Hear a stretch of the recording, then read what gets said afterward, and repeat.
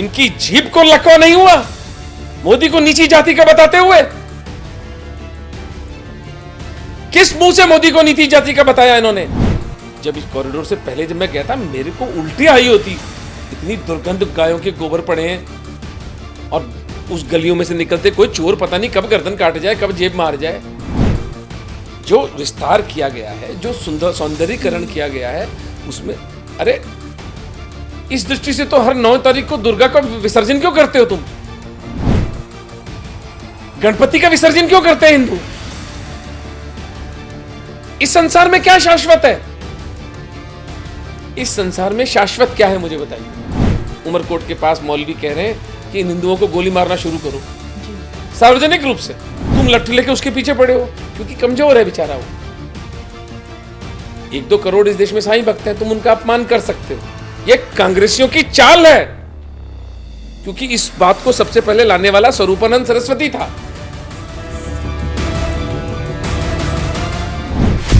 हिंदुओं के 5 बड़े दुश्मन हुए बेनकाब। हिंदू राष्ट्र में हिंदुओं का कत्लेआम, पड़ोसी मुल्कों में हिंदुओं का नरसंहार, दबे कुचले पाकिस्तानी बंगाली हिंदुओं की पिक्चर, धड़ल्ले से चल रहा धर्मांतरण का डर्टी गेम। हिंदुओं से जुड़े गंभीर मसलों पर बोले धर्म से सनातनी ओमेंद्र रत्नू। अब क्या देश को मिल गया है एक नया सनातनी योद्धा? देखिए सिर्फ और सिर्फ धर्म ज्ञान पर। नमस्कार, धर्म ज्ञान के दर्शकों का स्वागत है। मैं हूं आपके साथ कविता राणा और आज हमारे साथ एक ऐसी हस्ती मौजूद है जिनके चेहरे से, जिनकी बातों से पूरी दुनिया परिचित है। स्वागत करते हैं हम डॉक्टर ओमेंद्र रत्नू की, जो धर्म से सनातनी है और ना सिर्फ देश में रह रहे हिंदुओं के, बल्कि पाकिस्तान, बांग्लादेश में जो रह रहे जो हिंदू हैं उनके हक के लिए भी लड़ते हैं, उनके हक के लिए आवाज़ भी उठाते हैं। सर, सबसे पहले तो आपका धर्म ज्ञान में स्वागत है। धन्यवाद। सबसे पहले पेशे से आप सर्जन रहे हैं और अब आप पूरी तरह से सनातनी और हिंदुओं के लिए, हक के लिए आप लड़ रहे हैं और जिस तरह से आप उनके घर वापसी भी करवाते हैं। आपकी एक संस्था है धर्मांश फाउंडेशन ऑफ इंडिया। मैं इस संस्था पे गई और सबसे हैरानी की बात है कि आप हिंदुओं की मदद करें, लेकिन इकोनॉमिकली। हाँ, किस प्रकार से? वो देखिए, धर्मांश का जो पूरी अवधारणा है वो इकोनॉमिक है, वो आर्थिक ही है। कोई भी युद्ध, कोई भी समाज में परिवर्तन बिना आर्थिक उन्नति के नहीं हो पाएगा जी। हम हिंदू व्यक्तिगत रूप से धनी हैं, लेकिन एक समाज के रूप में विपन्न हैं। मुझे आप एक संस्था बता दें इस पूरे भारतवर्ष में, पूरे विश्व में, जो हिंदू हितों के लिए लड़ती हो। जी। कोई संगठन हमारे पास कहने को हिंदू है ही नहीं। बता दीजिए, आप नाम बता दीजिए मुझे, तो मैं चुप हो जाऊंगा। एक संस्था बता दीजिए अपने आप को हिंदू कहकर। हिंदू अपने अपने मठ हैं, अपने अपने आश्रम हैं, अपने अपने एजेंडा है सब लोगों के, अपनी अपनी जातियों के संगठन हैं, लेकिन हिंदू समाज, 120 करोड़ का हिंदू समाज आज बिना चप्पू की नाव है। कोई नाव का थपेड़ा आता है, उधर ले जाता है। It is rudderless ship. हम एक दिशाहीन समाज हैं क्योंकि हमारा कोई नेतृत्व नहीं है, और नेतृत्व खड़ा करने के लिए आपको सबसे पहले आर्थिक संबल चाहिए जी। It's economic.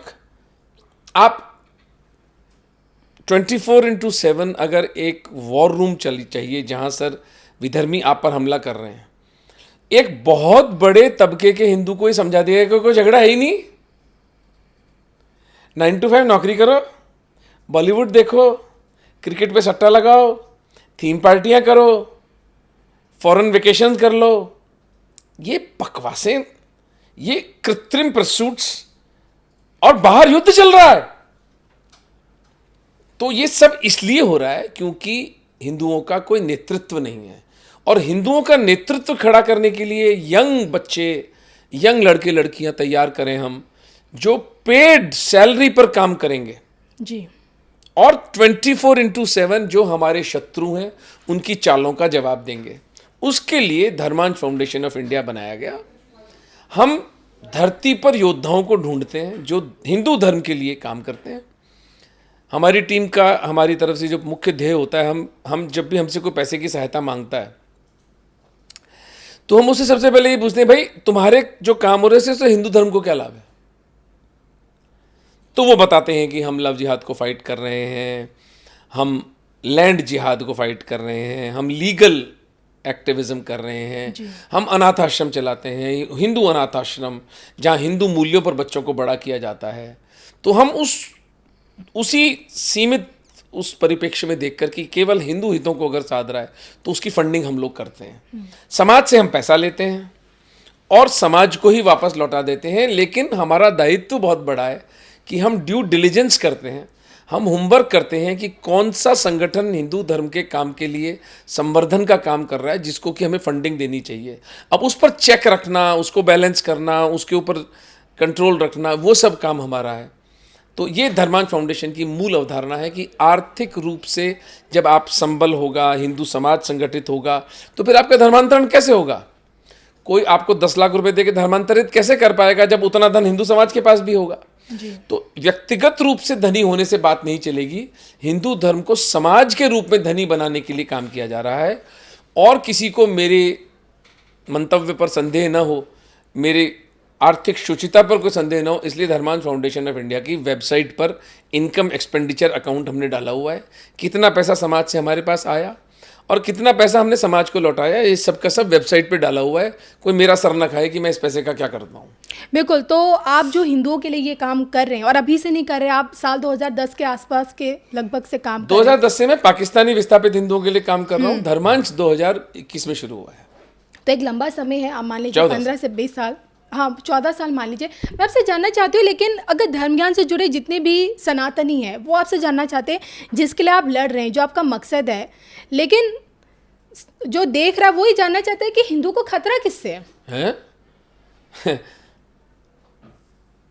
पंचमक्कार, 5 M's, Mulla, missionary, Marxist, वामपंथी मार्क्सिस्ट, मैकॉले पुत्र, वो खुद वो हिंदू जो हिंदू होने का ढोंग करता है लेकिन है हिंदू विरोधी जी।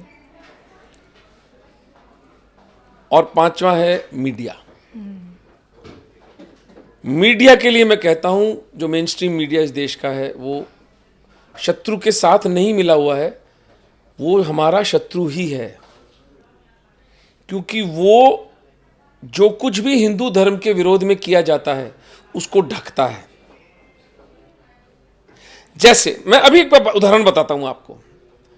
बांग्लादेश में हिंदुओं का नरसंहार चल रहा है जी। लेकिन इस देश की मीडिया की प्राथमिकता क्या थी? वो एक आरजी कॉलेज है, कोई मेडिकल कॉलेज, उसमें एक बच्ची के साथ जो बलात्कार हुआ। मैं कतन समर्थन नहीं करता हूं, मैं तो एक डॉक्टर हूं, किसी बच्ची की बलात्कार हत्या का समर्थन कैसे कर सकता हूं? घृणित कृत्य है, but it is a crime, it is not a pogrom. वो कोई नरसंहार नहीं है। उसकी आड़ में बांग्लादेश के हिंदुओं का नरसंहार पूरी तरह से पहुंच, ये सटल माइंड गेम मीडिया खेलता है। और वो इसलिए खेलता है क्योंकि इनको चांदी के कुछ टुकड़े फेंके जाते हैं।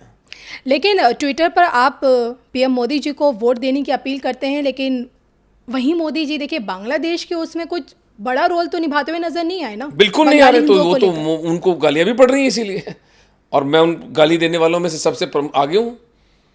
मोदी जी को वोट देना मेरा अस्तित्वगत विवशता है, क्योंकि कांग्रेस को लाऊंगा तो वो तो वक्फ बोर्ड एक्ट से कानून बनाएगी ना।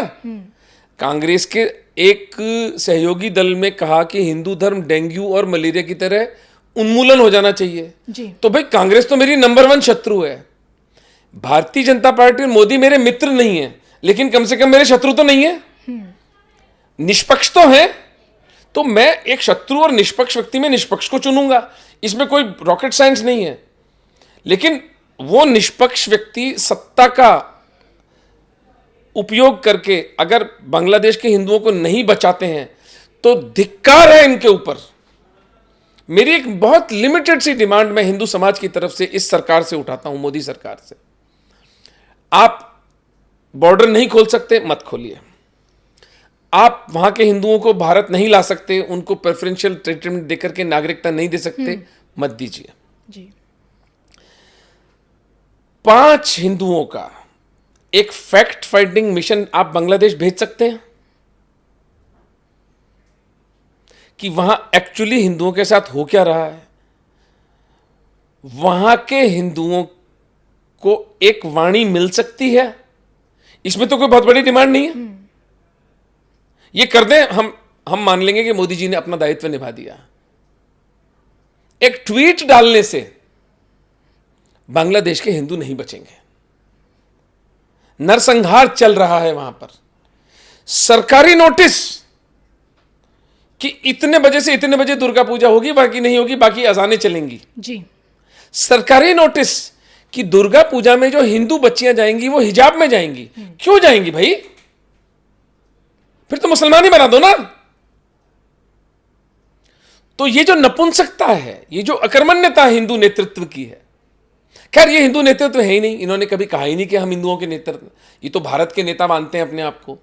ये तो 120 करोड़ के 140 करोड़ के हिंदू समाज, भारतीय समाज, फेयर इनफ।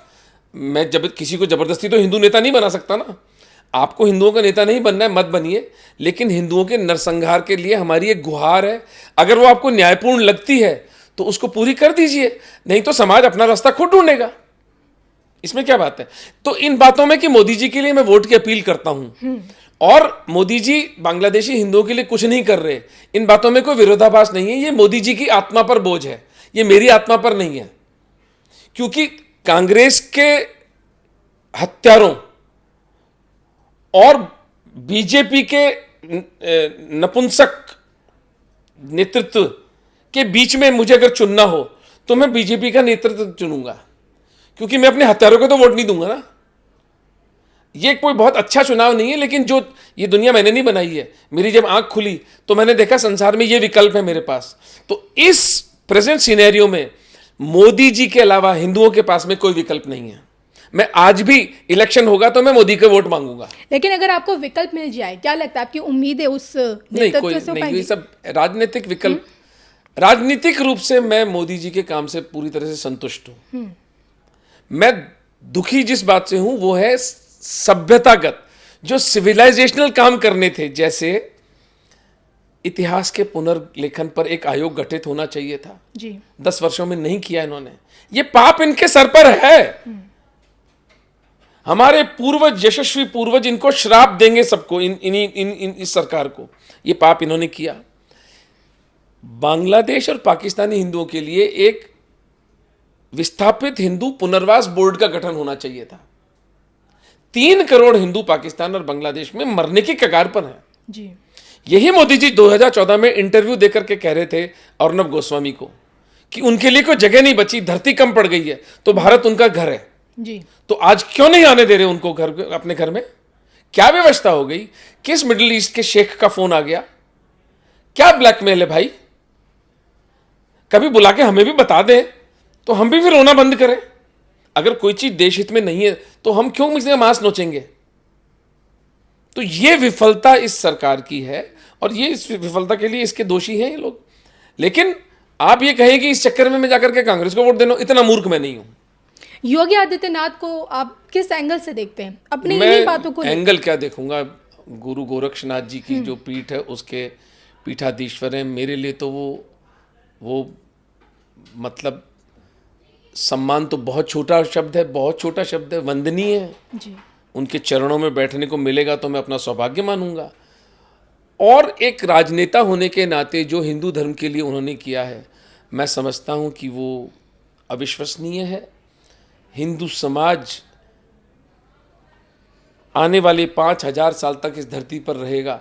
उन 5000 साल में योगी जी का नाम स्वर्णाक्षरों से लिखा जाएगा।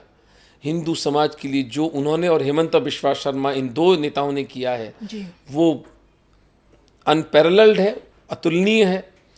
और भगवान इनको लंबी आयु दे, भगवान इनकी प्रज्ञा को और निखारे, ताकि हिंदू समाज की सुरक्षा के लिए ये और ऐसे काम कर सकें। आपने कभी सोचा है कि अगर कल के क्योंकि योगी को कल का मोदी कहा जा रहा है, ये आते हैं, तो आपको क्या लगता है कि आपने जो सोचा, जिस स्ट्रैटेजी के साथ आपकी संस्था आगे काम कर रही है हिंदुओं को लेकर, सनातन धर्म को लेकर, उसमें मोदी जी, योगी आदित्यनाथ कितनी बड़ी भूमिका निभा सकते हैं? मैं समझता हूं जो आज की सरकार कर रही है उससे तो बड़ी भूमिका होगी इनकी।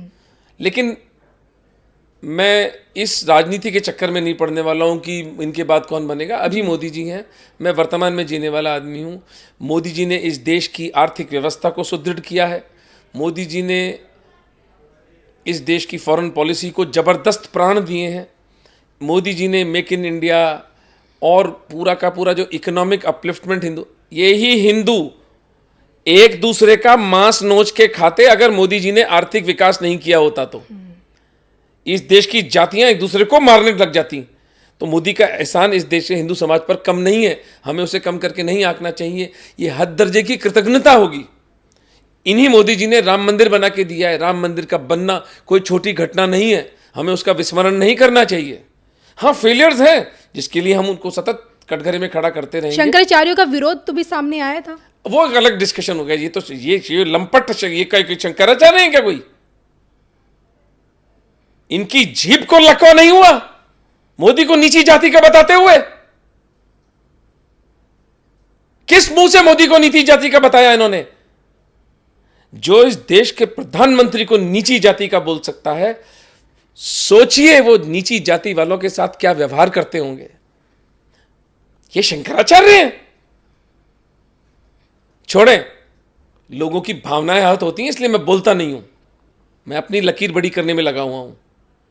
धर्म समाज से कुछ लोग ऐसे हैं, धर्माचार्य कह सकते हैं, साधु संत कह सकते हैं, जो ये कह रहे हैं कि भले ही मोदी की मंदिर नीति ने सनातन को उभारा है देश में, लेकिन उसी मंदिर नीति के चलते तीर्थों को टूरिस्ट प्लेस बना दिया गया है। बनाना चाहिए, पैसा नहीं आएगा तो क्या खाएंगे? ये बिल्कुल लचर आर्गुमेंट है, इसमें मेरा कोई विश्वास नहीं है। मोदी जी ने जो कॉरिडोर बनाया है, दैट्स ब्रिलियंट। वो गंदगी, मैं जब इस कॉरिडोर से पहले जब मैं गया था, मेरे को उल्टी आई होती। इतनी दुर्गंध, गायों के गोबर पड़े हैं, और उस गलियों में से निकलते कोई चोर पता नहीं कब गर्दन काट जाए, कब जेब मार जाए। जो विस्तार किया गया है, जो सुंदर सौंदर्यीकरण किया गया है, उसमें अरे इस दृष्टि से तो हर 9 तारीख को दुर्गा का विसर्जन क्यों करते हो तुम? गणपति का विसर्जन क्यों करते हैं हिंदू? इस संसार में क्या शाश्वत है? इस संसार में शाश्वत क्या है, मुझे बताइए। कुछ भी नहीं है जी। भगवान कृष्ण जब मानव का रूप लेकर आए थे तो उनको भी मरना पड़ा था। जहर लगा के मरा थे ना। ये क्यों 1000 साल पुराना मंदिर तोड़ दिया, 1400 साल पुराना मंदिर बनते रहते हैं, टूटते रहते हैं। लक्ष्य क्या था?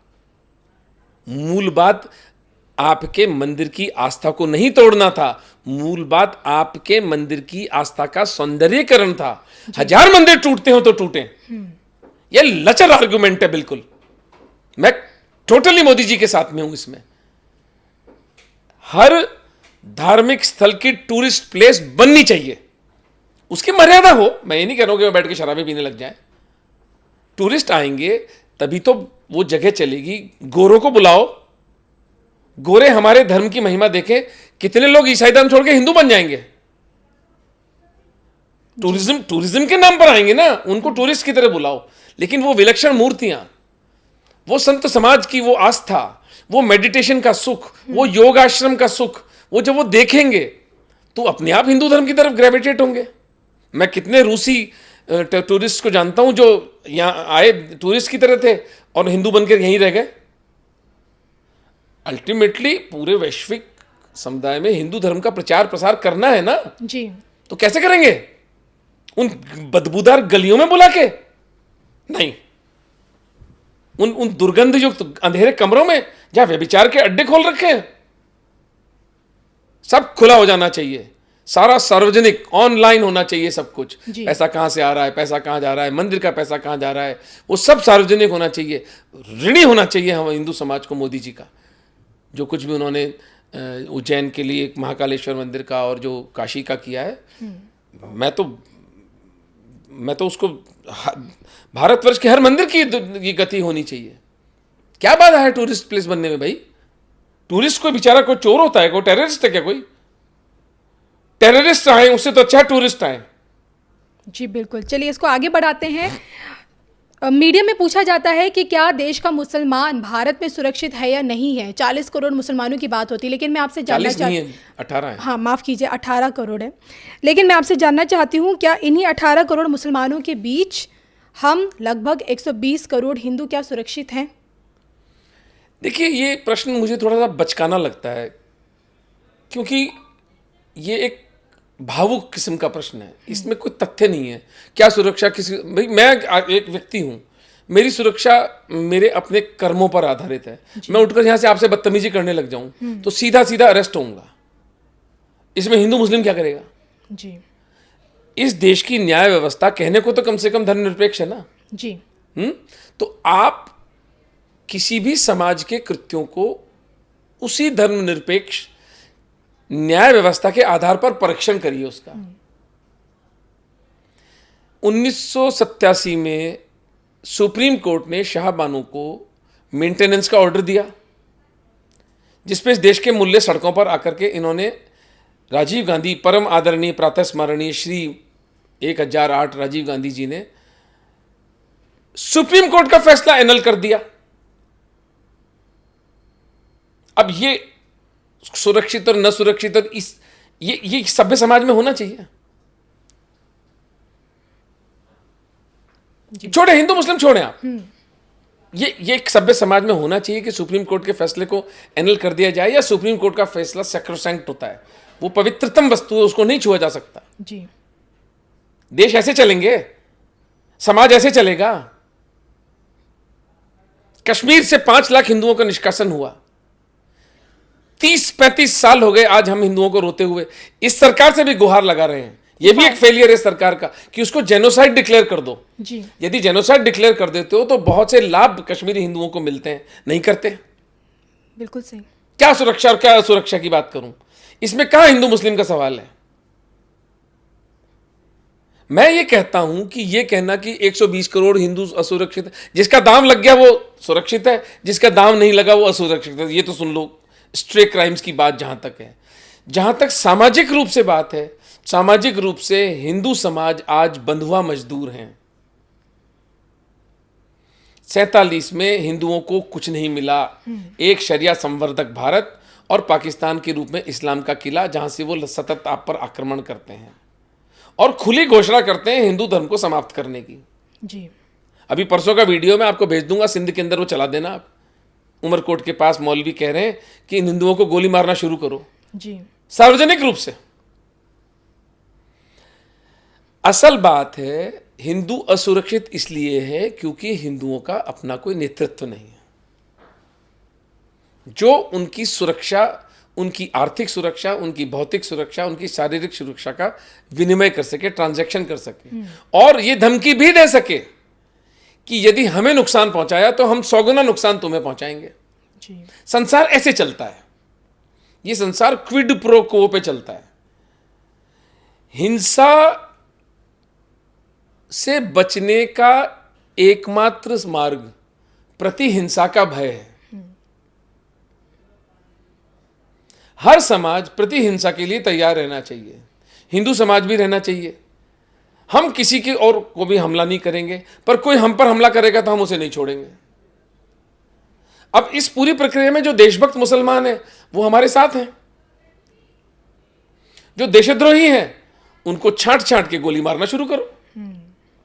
जो इस देश को अपनी मां नहीं मानते, जो उम्मते मुसलमान के लिए लड़ना चाहते हैं, खाली करो देश उनसे और मुसलमानों को ही लगा दो इस काम पर कि तुम अपने देशद्रोहियों को छांटो और इनको निकालना शुरू करो। मैं आपको बता रहा हूं, आप एक ढूंढेंगे 1000 मुसलमान आ जाएंगे इस काम में सहायता करने के लिए कि साले ये देशद्रोही, इनको निकालो यहां से।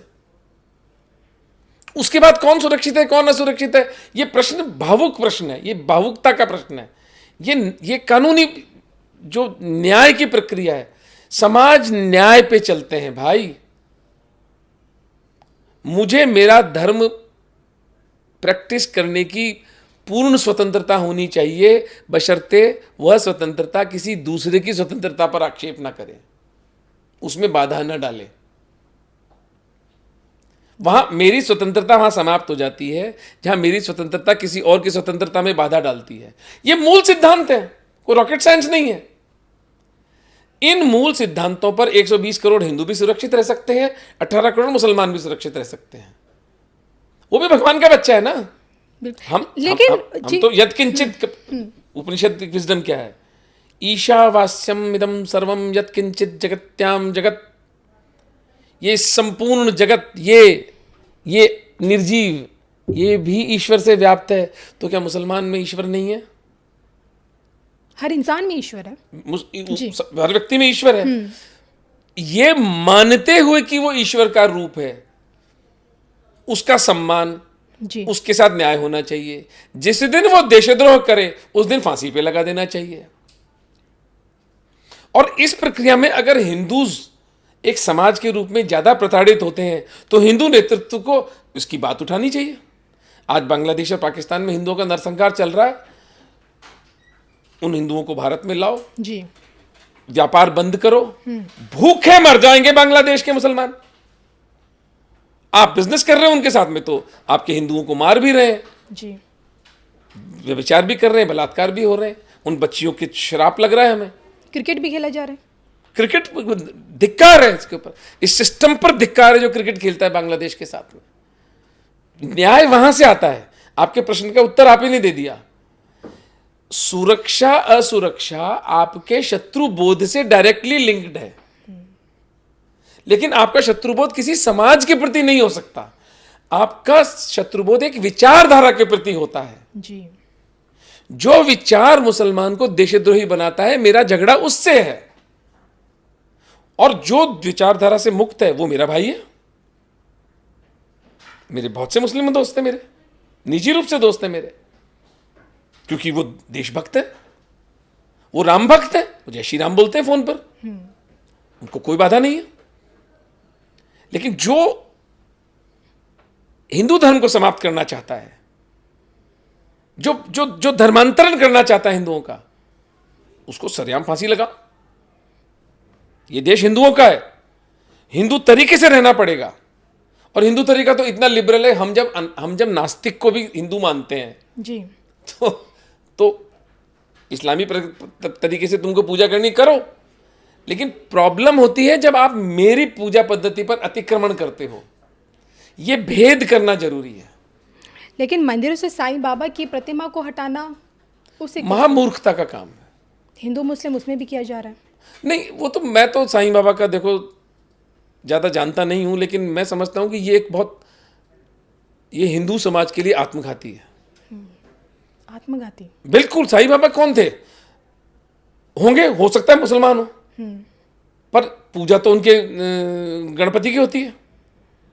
जी साईं बाबा का जो मंदिर है वहां पर गणपति की पूजा होती है जी, हिंदू पद्धति से पूजा होती है, आरती होती है, नमाजें तो नहीं पढ़ी जाती। नहीं। अच्छा, अब मालूम कर लो उसका पैसा कहाँ, कोई ज़कात वकात में तो नहीं जाता है, उसे वहीं साईं के कॉलेज और वो सब चल रहे हैं। तो क्या प्रॉब्लम है भाई हिंदू समाज को? जो विशुद्ध रूप से इस्लामी और क्रिश्चियन प्लेसेस ऑफ वर्शिप है जो तुम्हारे ऊपर कब्जा करके बैठे हैं, उनसे शत्रुता समझ में आती है। जो चांद मियां जिसको कहते हैं वो घर वापसी कर चुका, जो हिंदू बन चुका, तुम लट्ठू लेके उसके पीछे पड़े हो क्योंकि कमजोर है बेचारा वो। 1-2 करोड़ इस देश में साईं भक्त हैं, तुम उनका अपमान कर सकते हो।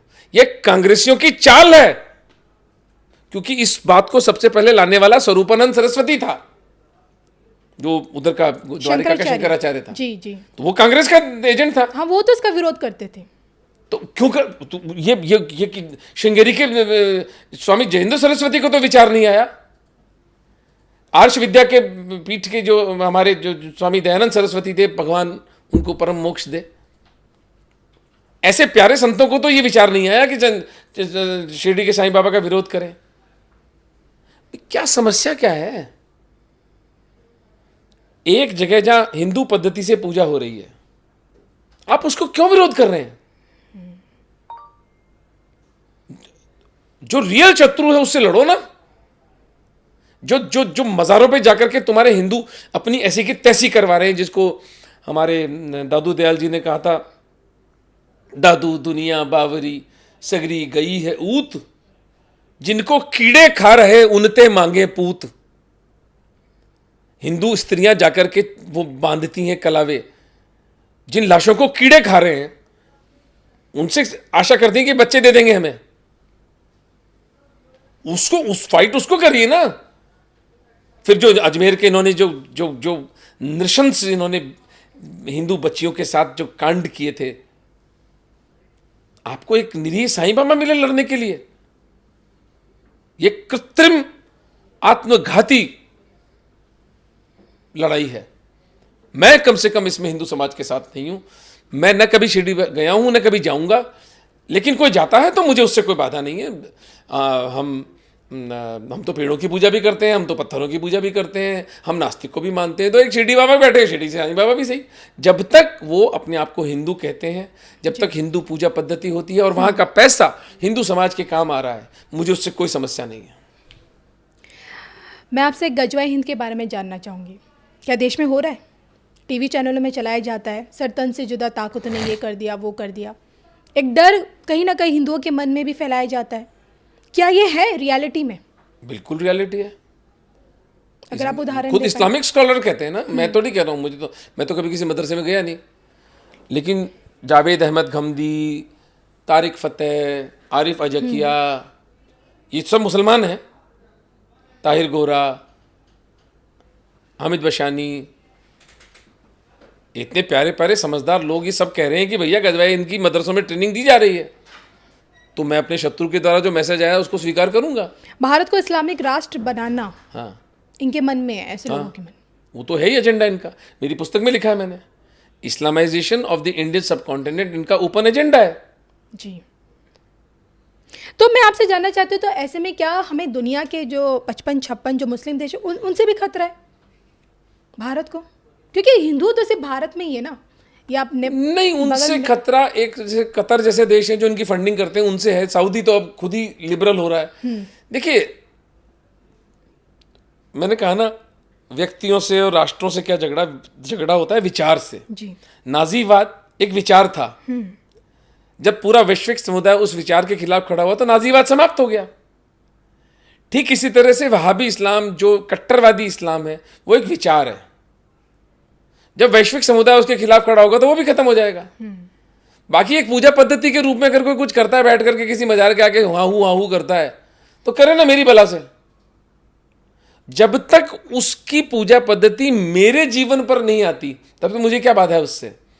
तो 55-56 जो इस्लामिक देश हैं, मुझे नहीं लगता कि इनमें से सारे हमारे शत्रु हैं। जी, इनमें से 4-5 शत्रु हैं हमारे, उनको हमें टैकल करना चाहिए। उनके साथ हमें राजदूत सब बंद कर देने चाहिए, वहाँ से फंडिंग बंद हो जानी चाहिए। जी। और इंसान का बच्चा बन के रहो।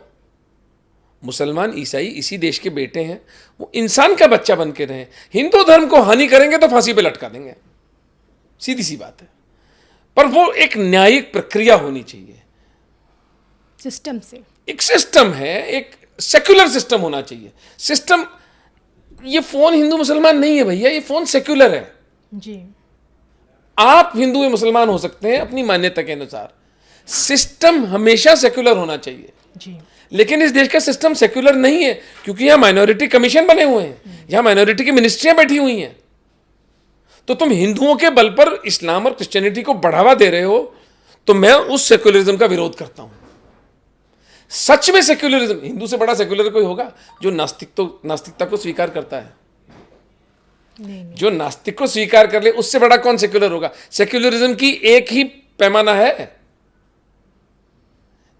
ये दोनों विधर्मी जो है, मुल्ला मिशनरी, तो ये तो नास्तिकों को मार डालते हैं, समलैंगिकों को मारते आए आज तक। हमने तो कभी नहीं मारा। हम अपने आंतरिक स्वभाव से हम लोग लिबरल हैं हिंदू, लेकिन मेरे लिबरलिज्म मेरे गले की पत्थर नहीं बन सकता। हम तभी तक लिबरल हैं जब तक मेरी बेटी पर आंच नहीं आए। हम तभी तक लिबरल हैं जब तक मेरे धर्म पर आंच नहीं आए। यदि मेरे धर्म पर आंच आएगी तो महाराणा प्रताप का भाला उदयपुर में आज भी रखा हुआ है, उठा लिया जाएगा। देखिए, एक मुसलमान वो हैं जो मौलवी हैं, जो बहुत ज़्यादा भड़काऊ भाषण देते हैं, फरमान निकालते हैं। एक मुसलमान वो भी है जो हमारे साथ बैठकर काम करता है, ऑफिस जाता है और अपना परिवार चला रहा है। लेकिन इन दोनों मुसलमानों के बीच में जो एक शब्द होता है काफिर वाला, क्या दोनों के माइंड में एग्जिस्ट करता है? अब ये तो मैं एक I will rather not comment. ये मैंने कहा ना, इंडिविजुअल्स वेरी करते हैं। अगर कोई देशभक्त है वो इस देश का बेटा है। जी, देश का, भारत का मुसलमान है। भारत का मुसलमान, भारत का मुसलमान यदि देशभक्त है तो वो मेरा भाई है। जी, वो धर्मद्रोही, देशद्रोही, हिंदू धर्म की नाश करना चाहता है तो वो मेरा शत्रु है। सिंपल सी बात है। बिल्कुल। अब जो कि देखिए नवरात्र काल चल रहा है और आप ही के पेज पे एक वीडियो मैंने देखा जिसमें आप ही गाते हुए मुझे नजर आए, देवी याण वाला। देवी याण एक बहुत अद्वितीय रचना है। 500 वर्ष पूर्व संत कवि ईश्वरदास जी बारट ने लिखी थी। आवाज आप ही ने दी थी, कुछ पंक्तियां अगर आवाज आप... तुम माने, मैं आपको सच कह रहा हूँ, मैं आपको प्रभावित करने के लिए या कोई फिलॉसफी की बात नहीं कर रहा। मुझे नहीं लगता कि मैंने गाया है। मुझे लगता है माँ सरस्वती खुद उस दिन कंठ में विराज गई थी। गाना रिकॉर्ड भी हो गया।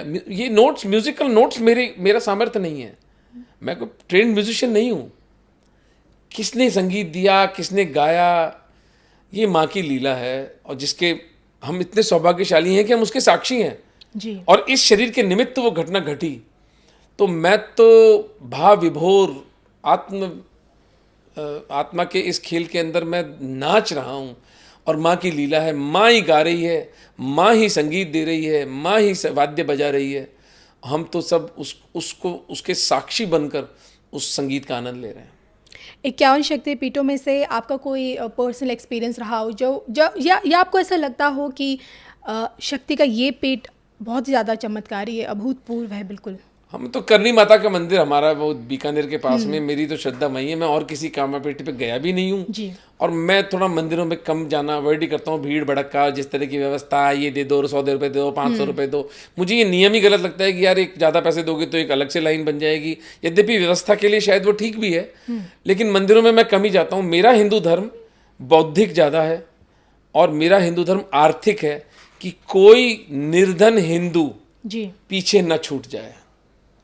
बिल्कुल। मेरा जीवन इसी साधना में चला गया, मंदिरों में जाने का समय नहीं मिला। इन दिनों एक खबर आई अभी हाल ही में, गरबा पंडालों में, बस ये अंतिम आपसे एक दो सवाल लेना चाहूँगी फटाफट से, कि गरबा पंडालों में कई बार जो छेड़छाड़ सामने आई तो उसमें मुस्लिम युवक सामने आए। तो ऐसे में आयोजकों ने एक नई तरकीब निकाल दी है। उन्होंने कहा है कि गरबा पंडालों में पहले विष्णु के वराह की पूजा होगी, उसके बाद गौमूत्र छिड़का जाएगा और जो इस प्रक्रिया से गुजरेगा वो गरबा में शामिल हो सकता है। तो मैं आपसे जानना चाहती हूँ, क्या मुसलमान भगवान विष्णु के वराह रूप से डरता है? अब ये तो कोई मुसलमान ही बता सकता है, बट मेरे को ज़्यादा इसके बारे में पता नहीं है। शायद इन जनरली इनके कुछ वर्जित है इनके धर्म में, तो वो जैसे सुअर की मांस और सुअर की चर्बी वर्जित है, कुछ इस तरह का कुछ है इनका। मैं उसके बारे में ज़्यादा कुछ कह नहीं सकता। राहुल गांधी को लेकर आपसे जानना चाहूँगी। अपने हर गेस्ट से मैं यही पूछती हूँ कि राहुल गांधी खुद को सनातनी बताते हैं, नफरत नहीं करनी चाहिए, हम शक्ति से लड़ रहे हैं। कई दफ़ा उन्होंने संसद से यही आवाज़ उठाई है, आज भी यही कहते हैं। लेकिन स्टालिन की सरकार में जो हो रहा है सनातन को लेकर, डेंगू मलेरिया बताया जा रहा है, हिंदुओं को बांटने की जो कोशिश करी है जनगणना के हिसाब से, मैं आपसे जानना चाहती हूँ कि अगर आप मुझे बता पाएँ कि राहुल गांधी हैं क्या वो सनातनी है? क्योंकि अब कुछ ऐसे लोग हैं जो ये दावा करते हैं कि भविष्य में जाके राहुल गांधी धर्म परिवर्तन कर सकते हैं। नहीं, मैं राहुल गांधी को इतना क्लोजली स्टडी नहीं करता। मुझे इतना पता है कि राहुल गांधी वो धुरी है जिस पर कांग्रेस खड़ी है। अगर राहुल गांधी सीन से हटते हैं तो कांग्रेस बिखर जाएगी और कांग्रेस हिंदुओं की शत्रु है। जी। जो हिंदू कांग्रेस को वोट देता है उसको अपने दिमाग का उपचार करवाना चाहिए, या तो वो बिका हुआ है या वो पागल है। तो इस दृष्टि से राहुल गांधी भी मेरी जो शत्रु जो है उसकी धुरी है वो। तो मैं तो इसमें मेरी रुचि ही नहीं है कि वो हिंदू है या नहीं है। भाई मणिशंकर अय्यर तो हिंदू है ना जी। तो क्या अचार डालूं उसके हिंदुत्व का? क्या करूं? जो पाकिस्तान में बैठ के कहता है कि मोदी को सत्ता से हटा दो, ऐसे हिंदू का मैं क्या कोई शहद लगा के चाटूं?